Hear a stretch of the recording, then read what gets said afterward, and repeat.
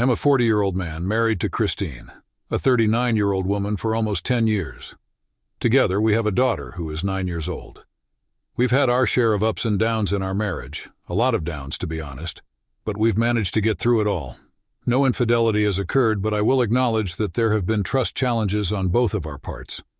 But as a spouse, I've tried my hardest over the previous 2 years or so, and I believe I've kept a decent record. In the bedroom, my spouse and I get along well. Although we're getting older, things haven't changed all that much from when we first started dating.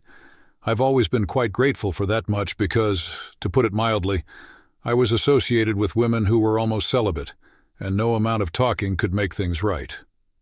Therefore, I consider it a blessing when a woman wants to roll around in bed. Before I married my wife, I was the owner of a business, and she finally joined me in running it after our marriage. I was involved in an accident on my way to work around 2 weeks ago. I was funny, and ended up in the hospital with a broken femur after being T-boned at a red light. Of course, that wasn't enjoyable.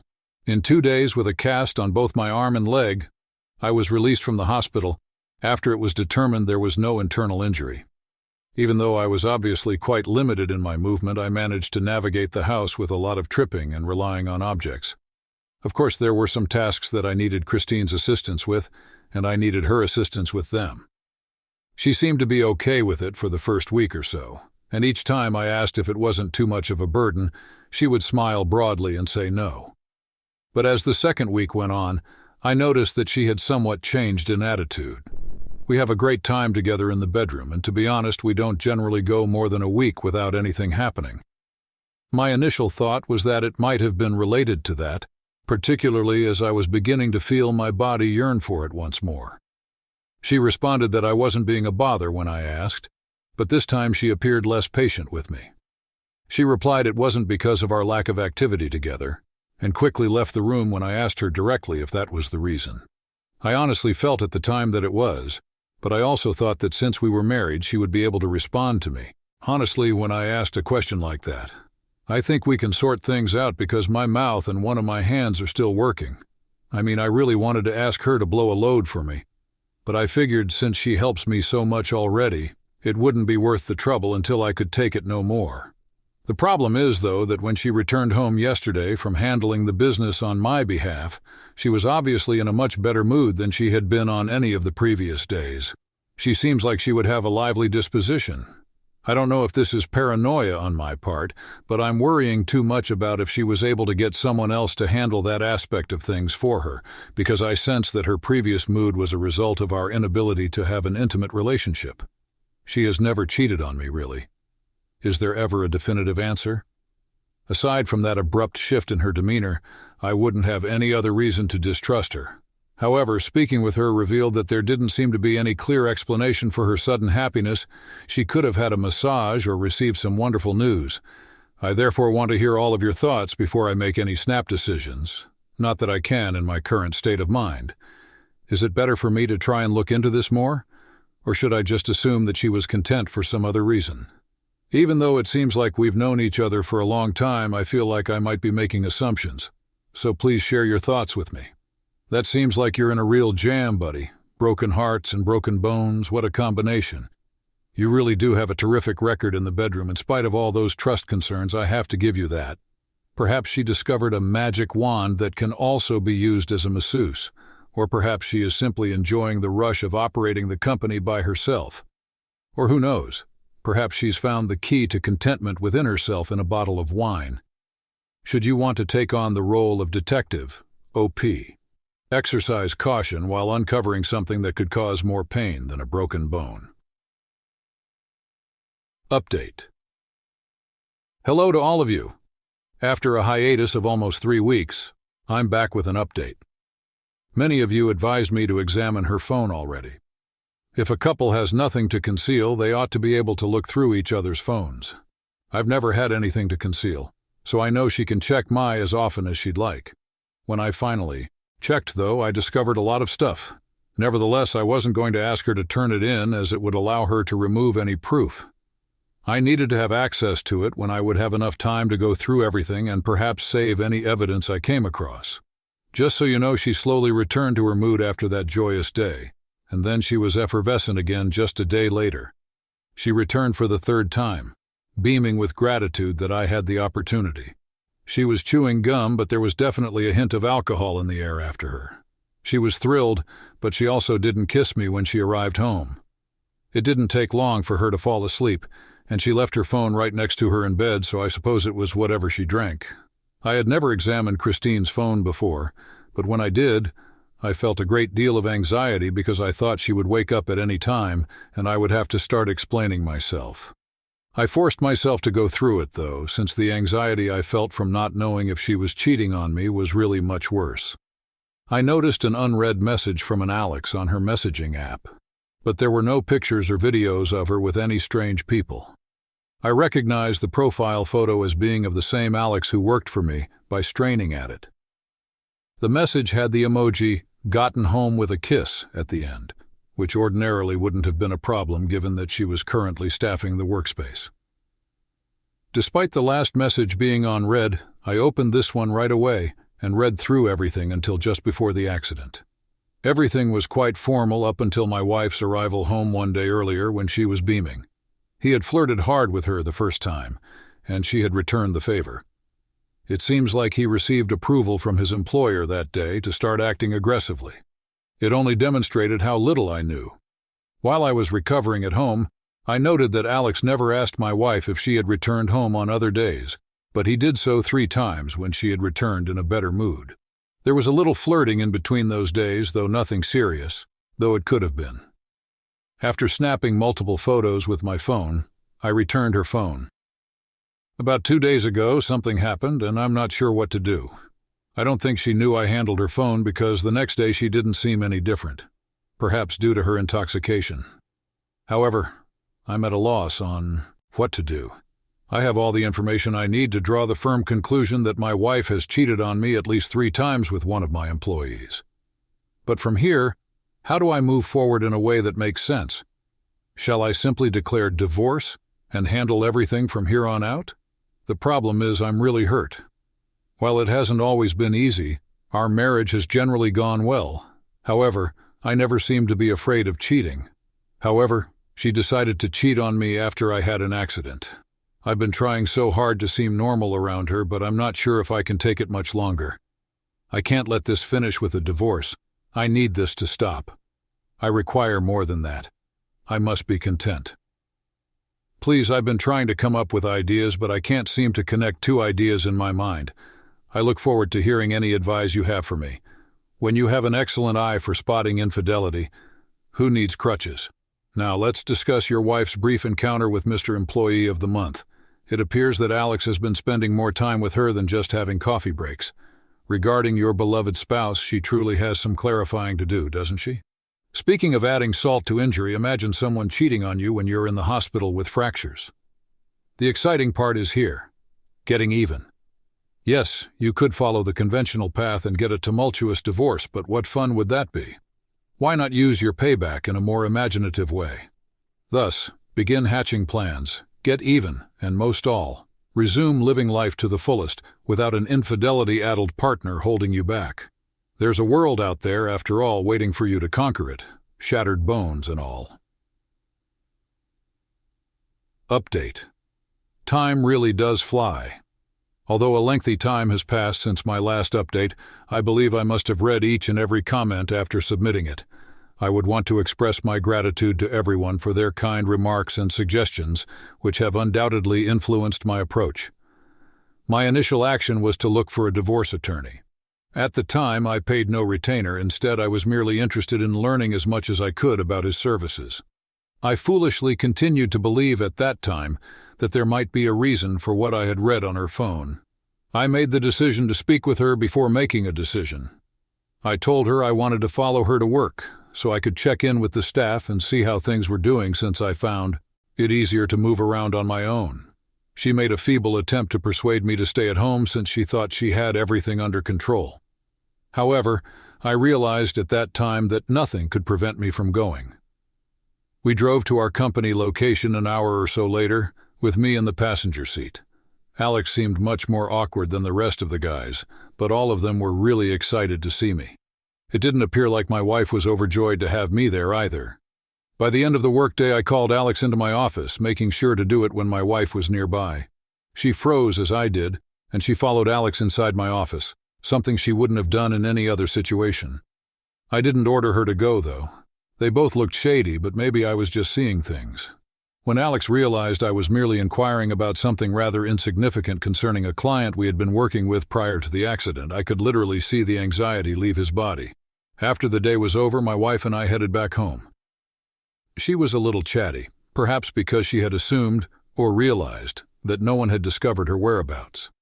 At that moment, I thought I had more than enough reason to be suspicious and to be honest with her, so I made the decision to do so the following day when she got back from work. Luckily for me, she looked to be in a better mood the next day, which set off a chain of events that led me to believe she had recently had sex with one of my employees. She was undoubtedly made bolder just minutes earlier, since she thought she had proof that I wasn't the least bit suspicious. However, that was only a portion of what gave me the confidence to speak with her a few minutes after she entered. She hesitated for a moment before answering honestly, "Are you cheating on me with Alex?" I invited her to sit across from me, and she answered yes. And with that, she got up and went to the kitchen. She went to the fridge to grab a ridiculous yogurt cup even after I told her to sit back down and that I wasn't done, and it wasn't until then that she returned. To be honest, from her actions, I could immediately see that she had no regrets. "Why?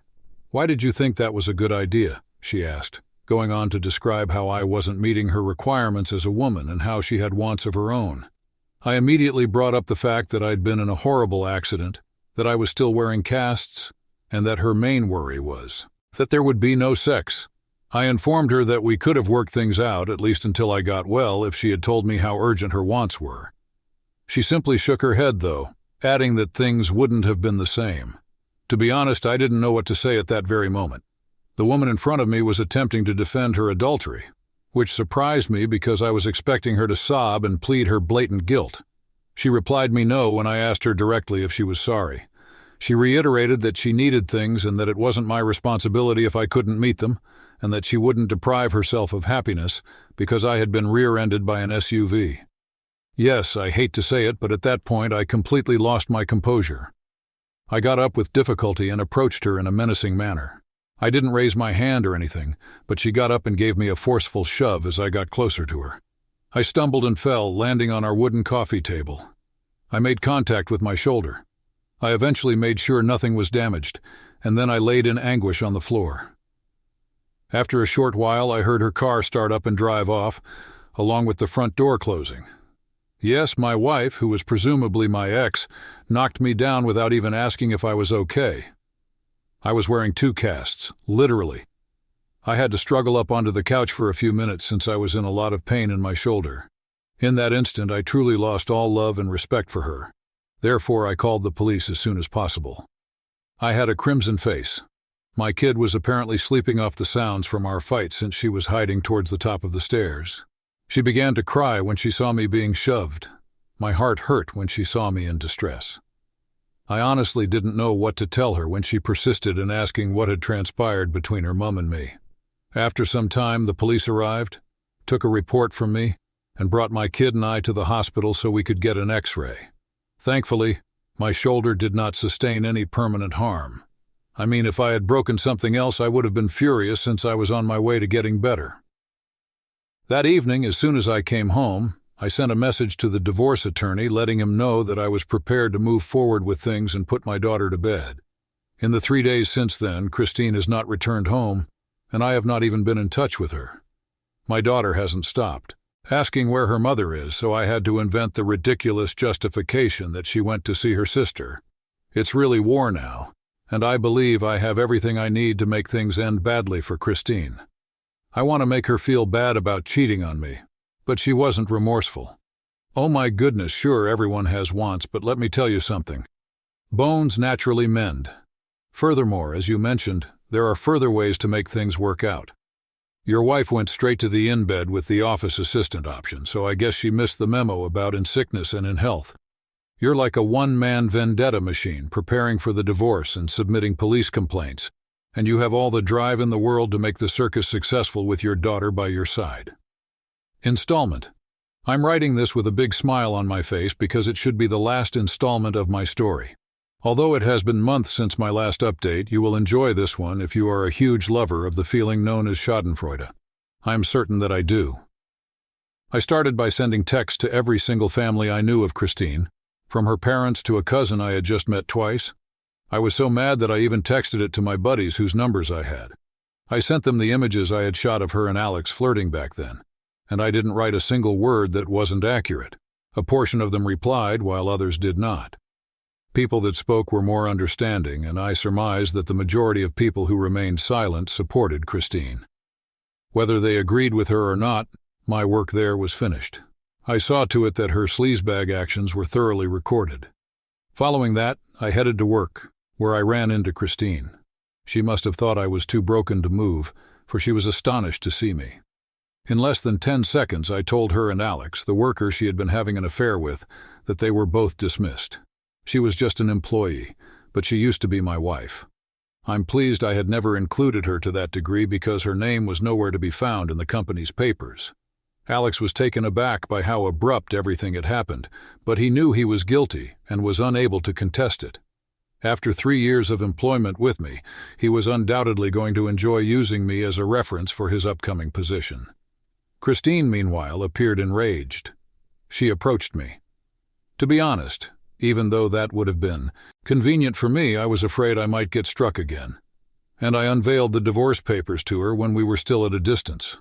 I didn't care that our staff were present, but her face flushed. She grabbed the documents from me and strode from the room.